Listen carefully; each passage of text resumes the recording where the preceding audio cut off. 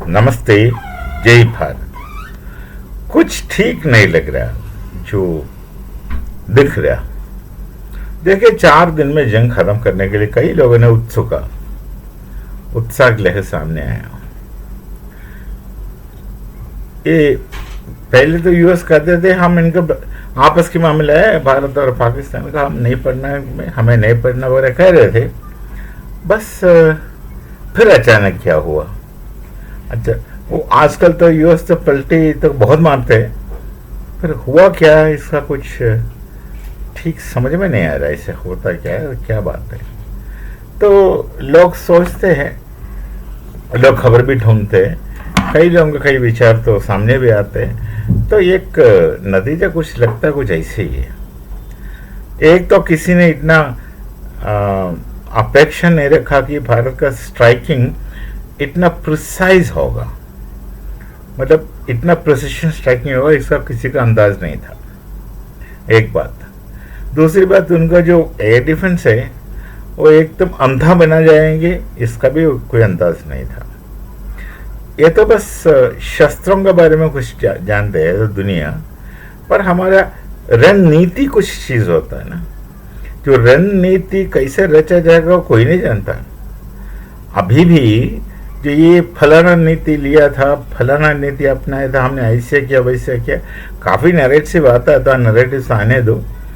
जैसे कि अपना वेदों को जो बात है, तो वेदों को कोई भी सूक्त निकाले, कोई बैठ के आपका सुने एक सूत्र का मतलब यह जब कहेंगे तो बस सिर्फ आपके लिए, वास्तविकता बहुत अलग होगा।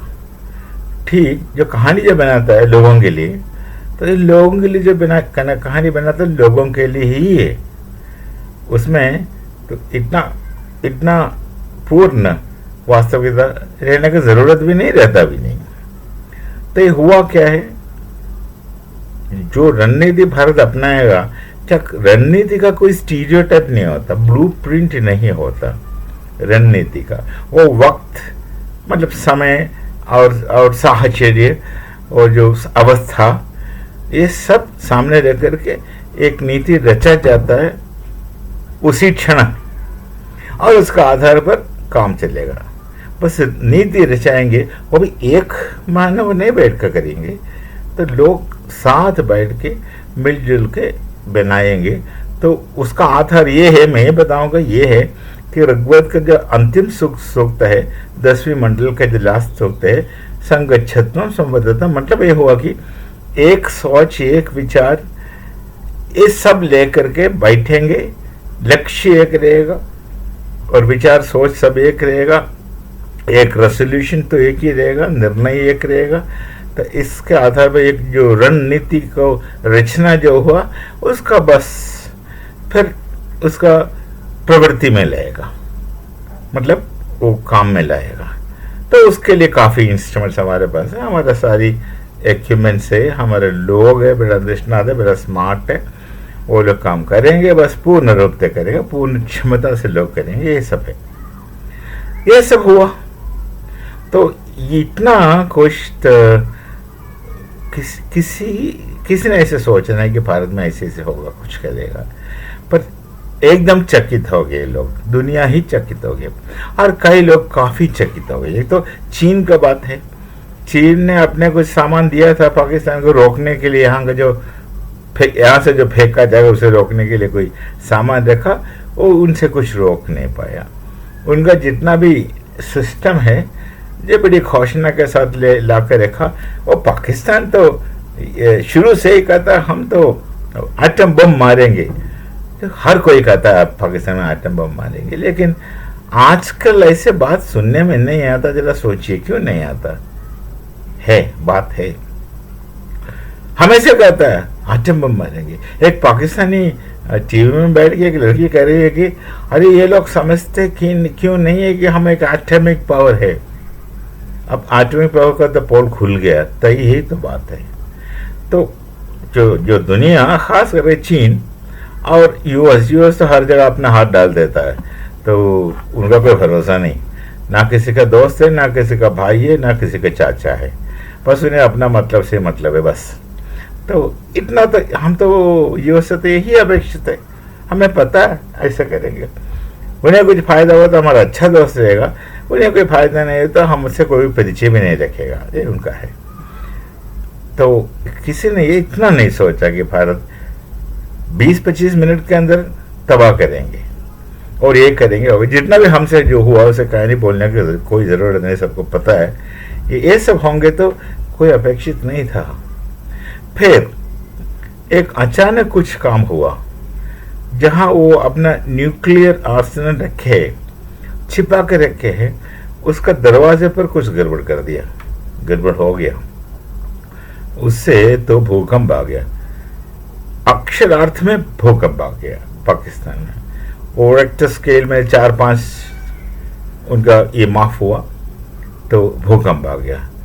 इससे एक तो पाकिस्तान रो गया, खुद बहुत परेशान हुआ, सीधा जाकर बाप का पैर में गिरा, चीन बाप नहीं, यूएस बाप का। तो बस रो रो के, उन्हें तो भीख मांगने में कोई ये नहीं है, कोई बेइज्जती का अनुभव नहीं होता, क्योंकि इज्जत का बारे में कभी सोचते नहीं हो, बस का मतलब से मतलब रखता है, लाहौरी का वही आदत है। तो जाकर उनका पैर में गिरा था, बचाओ। तो जैसे कि ये उसको खबर मिला तो ये कुछ हुआ, तो वो भी फंस गया। ये तो किसी का नरेटिव में सुना हो हो सकता है ये सही हो। तो देखिए, अपना बहुत पहले एक आणव परीक्षण हमने किया था, बहुत पहले। उसके बाद अटल जी का समय में कुछ परीक्षण किया, तो इन्हें भी तो वो करना, जो भारत का था वही करता। नकल तो मारना उनका बुनियादी आदत है। भारत जैसे भारत का प्रधानमंत्री जैसे बोलता है उसका तो नकल वो करेंगे, तो पूरा नकली करता है। उनका अपना कुछ है ही नहीं, ना पहले था, ना अब है, ना आगे होगा। तो यहाँ तो न्यूक्लियर एक्सपेरिमेंट जो परीक्षण किया, तो पता नहीं, तो हम लोग, मैं समझता था कि चीन ने काफ़ी मदद किया होगा, पर लगा अभी जो खबर बाहर आया, मुझे पता नहीं, तो सिर्फ खबर है, हो सकता है अफवाह है, लेकिन होने का चांसेस कम है। तो जो मैं कह रहा हूँ, तो मुझे जो लगा कि थोड़ा बहुत सही हो सकता है। तो यूएस ने उनको पकड़ा दिया, फोड़ दो और घोषित करो हमने भी आणविक परीक्षण किया, बस वो हुआ था उस समय। तो उसके बाद काफ़ी कुछ पटाखे यूएस ने शायद उनको दिया, बोलता फलाना फलाना रखो, ये सब हो गया। देखिए, कोई न्यूक्लियर यदि एक्सपेरिमेंट करना, उसके लिए वक्त लगेगा, वो काफ़ी लोगों का प्रयत्न रहेगा, और दिमाग का बहुत हिस्सा को हिलना पड़ेगा, मतलब दिमाग चाहिए जो उनका पास नहीं है। वो घोष का आकर के सब चल गए ना, तो उनका पास वो नहीं, इतना नहीं है, बहुत कम लोग हैं। लेकिन यदि उनका पास जो दिमाग है, कोई दिमाग वाला है, तो उनको दूसरा काम करने नहीं देंगे। तो करप्ट सिंड्रोम कहता है अंग्रेजी में, तो अलग बात है। तो करने भी नहीं देंगे, किसी को आगे बढ़ने नहीं देंगे, तो होता है उनका शुरू से ऐसे है, शुरू से ऐसे ही। जो रहमत अली को भी भगाया, तो क्योंकि गुज्जर था, पंजाबी होने के बावजूद गुज्जर था, इसलिए भगाया, तो ये हो गया। अभी यदि उनके न्यूक्लियर जो किराना का दुकान या कई और जगह है, तो जगह पे हिल गया, तो डरा कौन? यूएस। उनका पोल खुल जाएगा, क्यों? उन्होंने आके यहाँ रखा संभालने के लिए, तो इससे वो भी हिल गया, ये भी हिल गया, तो वो ये तो रो पड़ा, पाकिस्तान तो रो पड़ा, जाके उनका पैर पकड़ा, और यूएस तो घबरा गया। वो तो घबराहट में जाकर क्या किया, भारत को बोले से कुछ ना कुछ करो, बंद करो। तो बताया होगा, किस तरीके से बताया, कैसे बताया, ये तो हम सिर्फ अंदाज ही लगा सकते हैं। उससे पहले, थोड़ी देर पहले कह रहे थे उनकी आपस के मामला है, हमें नहीं पढ़ना, उनके आपस के मामला है, हमें नहीं पढ़ना। पर अचानक तो बोलते इसे बंद कर दे, ये तो अचानक होगा नहीं, वजह तो ठोस होगा, और वजह से ठोस है, जहाँ तक मुझे पता लगा यही वजह है। तो उनका पोल खुल जाएगा कि दुनिया का सामने तो खुला आ जाएगा। वैसे तो लोगों को पता रहता है, खुला आ जाएगा कि इन्होंने उनको बम रखा दिया रखने के लिए, बस भाई रखो तुम्हारे पास, बस है तुम्हारे पास भी, वो रख दिया, और उसका रक्षा नहीं कर सकेंगे पाकिस्तान, और घूम फिर के उसका रिस्पॉन्सिबिलिटी यूएस के ऊपर आ जाएगा, ऐसा सारी बहुत समस्या आ जाता है। वैसे तो उनका भी कोई फर्क नहीं पड़ता यूएस को कि यह बोलेगा तो बोलेगा, करेगा तो करेगा, ये हद के बाद तब वो नौबत आने नहीं देना चाहते थे। वो शायद जाकर भारत से काफ़ी बात किया होगा, कैसे कैसे क्या क्या बातें हम अंदाज नहीं लगा सकता। तो इसलिए तुरंत उनके जैसे बात हो गई होगा, तुरंत अगले क्षण में वो ट्वीट बस कर दिया कि मैंने रोक दिया, अब मैं युद्ध विराम कर दिया,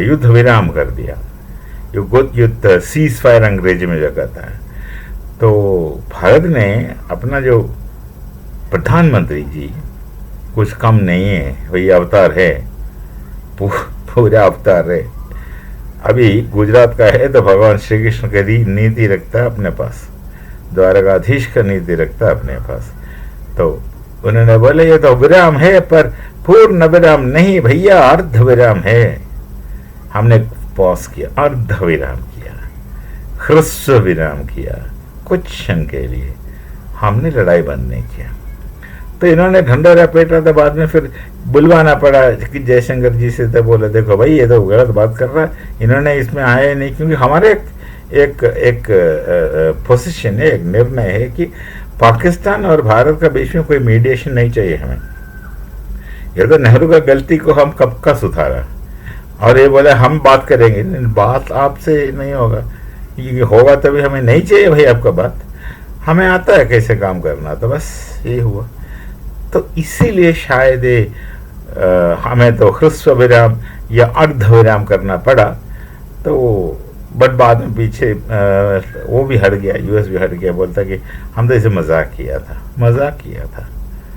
तो ठीक है, तो ये सारी चीज़ है। तो कुछ समस्या थे हमारे सामने, ये क्यों हुआ, कैसे हुआ। अब कुछ लगता है कि कुछ साफ आ रहा है बात। तो आगे क्या होगा, जो होता है वही होगा, जो होता है वही होगा जो पाकिस्तान के करने का आधार पर। हम ये नहीं कहने वाले खुदा मंजूर है, नहीं, उनका जो करनी जैसे जैसे जाएगा वैसे वैसे यहाँ से काम चलता जाएगा। वो समझते नहीं है, बहुत कम समझे या ना समझे, उनका क्षमता नहीं चीज़ें समझने का, नहीं तो वो पूरा कौम को बेवकूफ़ नहीं बना सकता। वो फील्ड मार्शल बना दिया हारने वाला सिपह सलार को तरक्की दे करके बिठाए ऊपर, तो वो लक्षण बनेगा कि उनका जीत का। ये बड़ी बेवकूफ़ी का षड्यंत्र है, बड़ी बेवकूफ़ी का षड्यंत्र है। सबको पता चलता 4 दिन के बाद। शुरू में शायद उनको लगेगा कि ये बात सही हो रहा है, लेकिन वो नहीं चलेगा। चलिए, तो ये ख़त्म होगा बात। अब देखिए आगे क्या होगा। अब तो बचेगा नहीं बचेगा। चलिए मिलेंगे फिर। नमस्ते, जय भारत, जय श्री राम।